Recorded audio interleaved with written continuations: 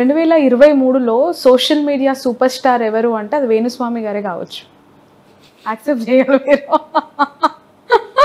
And of course మీతో పాటు నన్ను కూడా ట్రోలింగ్లో పెట్టేసి నన్ను కూడా భయంకరంగా ట్రోల్ చేస్తూ నా ఫొటోస్ మీద నా గురించి వ్యక్తిగతంగా నన్ను టార్గెట్ చేస్తూ లిటరల్లీ ఫేస్బుక్ ఓపెన్ చేస్తే ఒక కైండ్ ఇన్స్టా అండ్ ఇప్పుడు ట్విట్టర్కి వచ్చేసింది.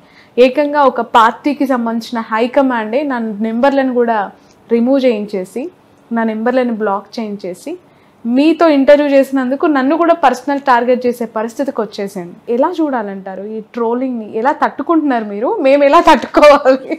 నేను ఒకటే మాట్లాడతా, ఒక వ్యక్తిని అభివృద్ధి ఆపేటువంటి శక్తి మనకు ఉన్నదా? లేదు. ఎగ్జాంపుల్, ఇప్పుడు హైదరాబాద్ జట్టు అనేది లిస్ట్లో లేనటువంటి ఒక జట్టు, లిస్ట్లో లేనటువంటి ఒక జట్టు కావ్యమారన్ ఉంది. కావ్యమారన్ జాతకంలో దోషాలున్నన్ని రోజులు హైదరాబాద్ సన్ రైజర్స్ డిజాస్టర్ అయింది.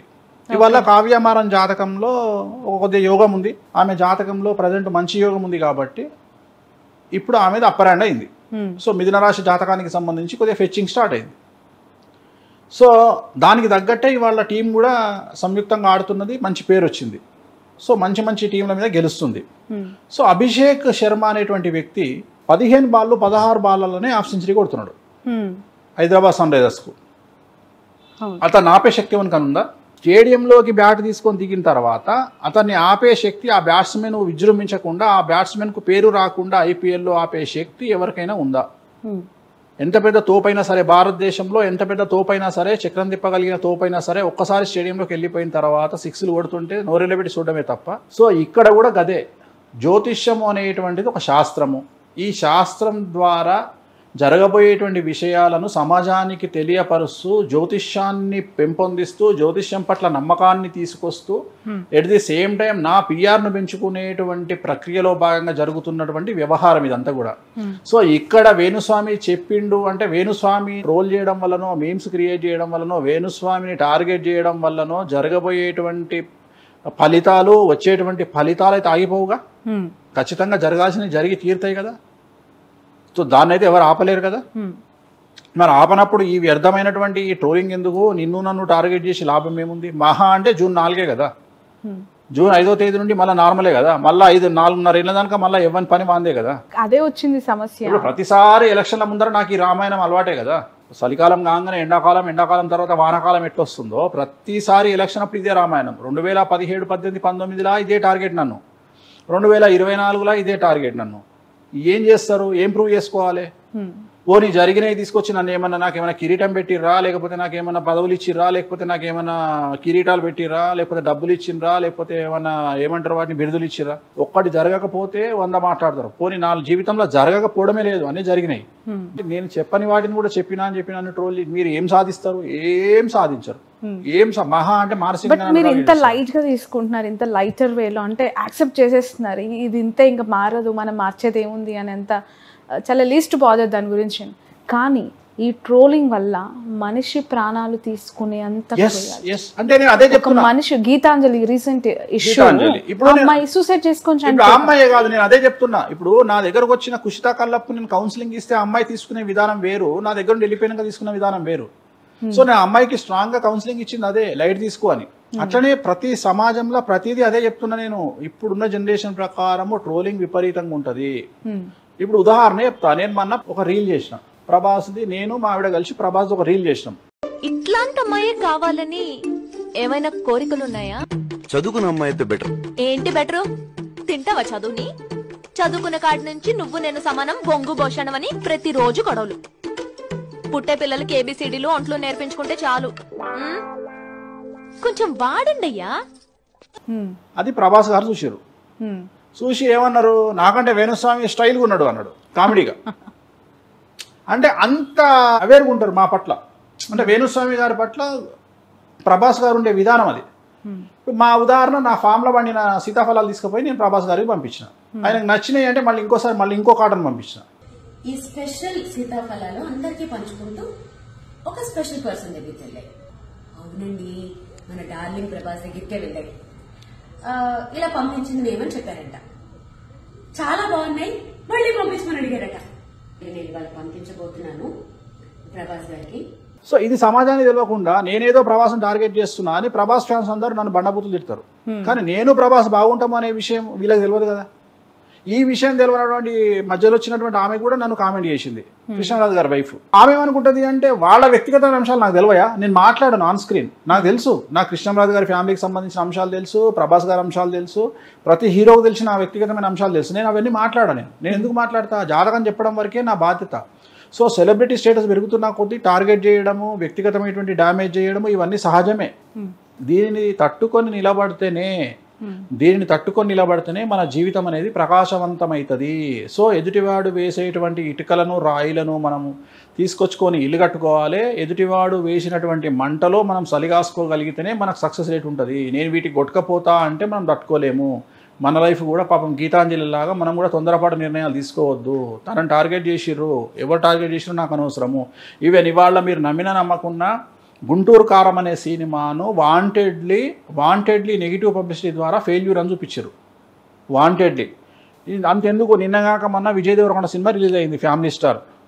సినిమా రిలీజ్ కాకముందే రివ్యూస్ పెట్టిరు బేకార్ సినిమాని. ట్రోల్స్కు, మేమర్స్కు, ఫేక్ రివ్యూస్కు నాశనం అయిపోయినటువంటి వ్యక్తి విజయ్ దేవరకొండ. ఈ సినిమా నాశనం అవడానికి కారణం ఎందుకంటే సినిమా బయటికి రాకముందే నెగిటివ్ రివ్యూస్ పెట్టేశారు. మొత్తం ఎక్కడ చూసినా నెగిటివ్ రివ్యూస్, బాగలేదు, రాడ్డు దించుండు అంటే ఈ మౌత్ పబ్లిసిటీకి పోయేటోడు కూడా పోడు. ఇదే ప్రయత్నం నీ మీద నా మీద జరుగుతుంది. ఎట్లా వేణుస్వామి జ్యోతిష్యం పనిచేయదు అని జనాలలోకి ఇంజెక్ట్ చేసి వేణుస్వామి దగ్గరికి క్లయింటేల్ పోకుండా చేయాలి అని సింపుల్ లాజిక్ ఉంది దాంట్లోనే. వేణుస్వామి జ్యోతిష్యం పని చేయదు అని నువ్వు ఇంజెక్ట్ చేయాలనుకుంటున్నావు అంటేనే వేణుస్వామి జ్యోతిష్యం పనిచేస్తుందని అర్థం. లేకపోతే ఇప్పుడు ఇంతమంది జ్యోతిష్కులు ఉన్నారు, ఒక్క జ్యోతిష్కుడు కూడా ఇంత పబ్లిసిటీ వచ్చిన జ్యోతిష్కులు లేరు. ఉదాహరణ, ఈ మధ్యకాలంలో ఒక జ్యోతిష్కుడు నా మీద ఒక తమ్మునేలు పెట్టిండు, వేణుస్వామి ఎప్పుడు చచ్చిపోతాడంటే. చూసింటావు నువ్వు, తమ్మునేలు పెట్టిండు ఏమని అంటే వేణుస్వామి ఎప్పుడు చచ్చిపోతాడంటే అని తమ్మునేలు.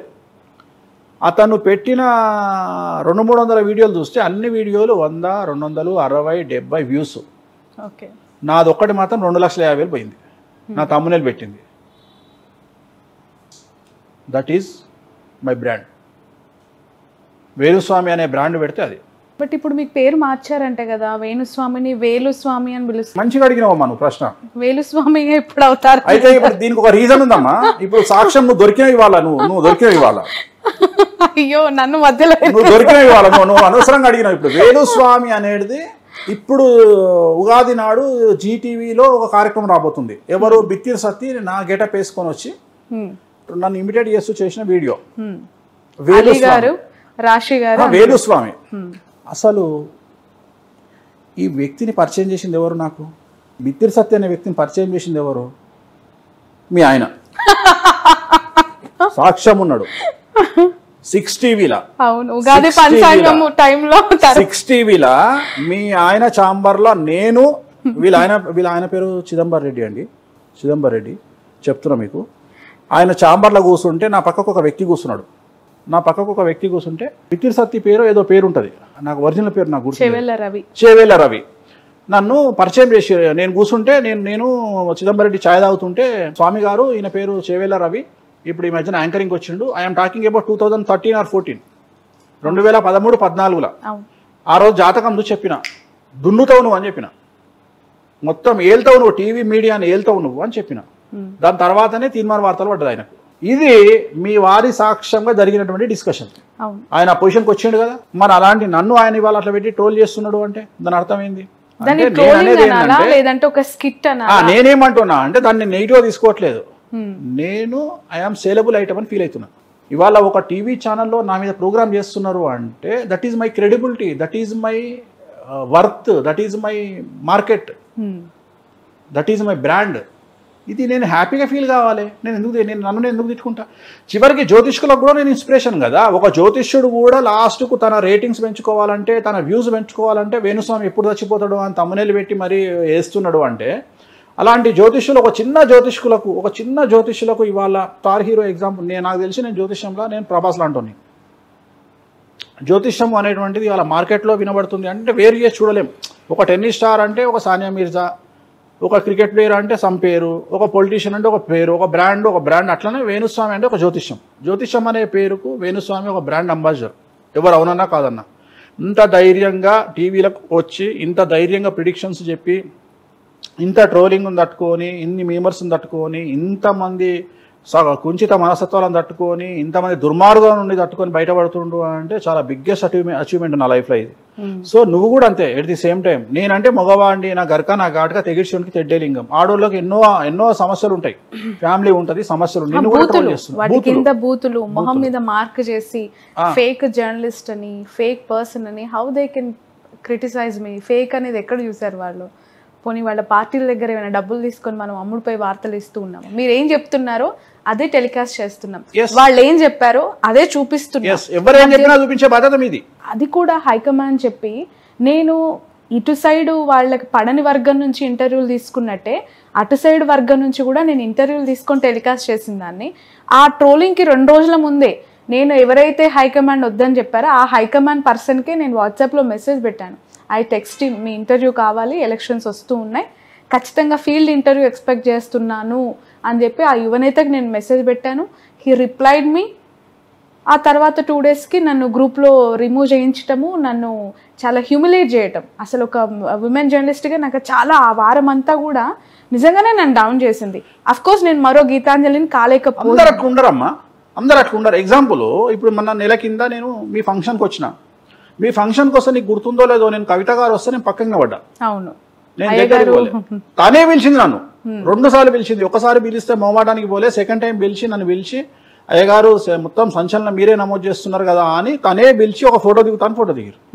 మరి ఆమె జైలుకు పోతుంది అని 1,00,000 సార్లు చెప్పిన.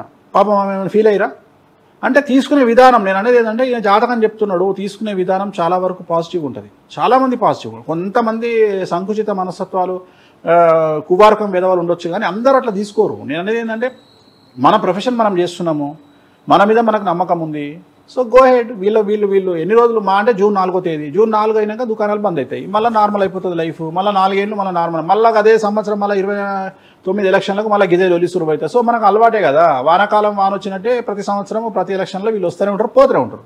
సో వీళ్ళ లైట్ తీసుకోవాలి. ఇప్పుడు ఆపరేషన్ లేకుండానే మోకాళ్లకు ప్లాస్మా ట్రీట్మెంట్. మీ ఆర్థోపెడిక్ సమస్యలన్నిటికీ రోబోటిక్ టెక్నాలజీ ద్వారా తక్కువ ఖర్చుతో శాశ్వత పరిష్కారం. Free consultation. ప్రతి ట్రీట్మెంట్ పై 20% డిస్కౌంట్. ఈ ఆఫర్ కొద్ది రోజులు మాత్రమే. త్వరపడండి. V9 hospitals 9281465842.